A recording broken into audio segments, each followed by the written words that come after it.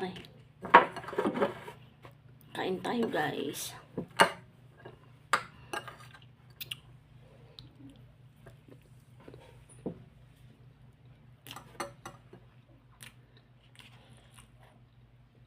Shanghai. Yung kanin ko, guys, yung tira-tira kagabi. Nalagyan ko lang ng ham at saka egg. Almusal ng mga bata. Yung sobra. Yung kinakain ko.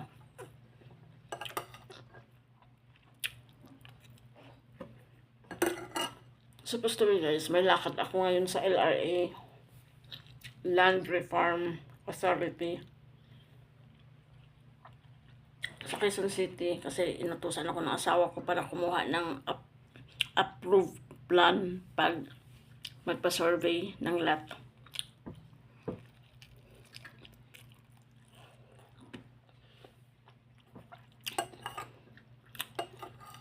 Actually, sa client niya yan, guys. Sa Cagayan. Hindi daw makakuha dun sa Cagayan de Oro City sa Mindanao. Kaya ako inutusan.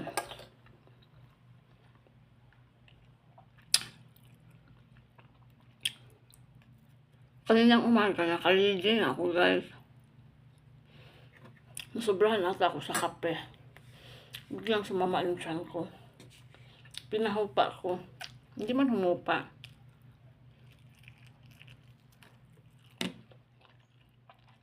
Natamad na rin ako umalis. Maganda sana panahon. Mainit.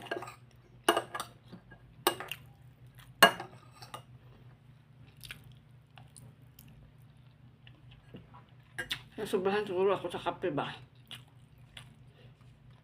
Hindi ko alam. Kasi alam niyo, guys, 3 araw na ako umiinom ng cloves. Alam niyo ba yung cloves? Yung nakikita ko lang siya sa Facebook. Paggabi, guys, hirap kasi ako matulog. Nakita ko yung cloves. Maganda daw siya pampatulog. Yan ang iniinom ko bago matulog, guys. Minsan, umaga pa lang, binabad ko na yung 7 piraso. Yung gabi ko iniinom 1 baso lang. Para magdilaw siya konti, guys ba? Yun ang iniinom ko 3 araw na. Sunod-sunod. Napansin ko, guys, lagi ako nagtatay pag umaga. Iwan ko ba kung yun ba ng epekto? Pinagbintangan ko naman ang kape. Lagi naman ako nagkakape noon pa. Sabi ko sa kape, kaya to. O kaya sa cloves na iniinom ko. Marami din siya makakuha, guys. Herbal lang din siya. Try nyo i-research nyo sa Google, sa YouTube, o kaya sa Facebook. Maganda siya, guys. Marami kang makukuha. Yung mahilig sa herbal.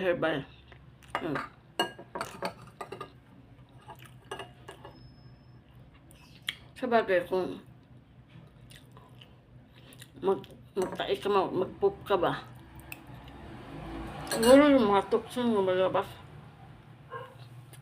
Yung mga toxic na katawan ba? Baka lumalabas. Maganda din sana pag wala tayong lakad. Yun din ang inisip ko. Pero pag may lakad, wala siguro. Kasi parang yun ang papansin ko, guys. Alam ko, ala. Sama naman yung trend ko. But anyway, thank you, guys. Isa lang nakain ko, guys. Masama lang ang trend ko. Happy morning, everyone. Happy Wednesday, everyone. Sa hindi pa po nakapag-subscribe, please subscribe po.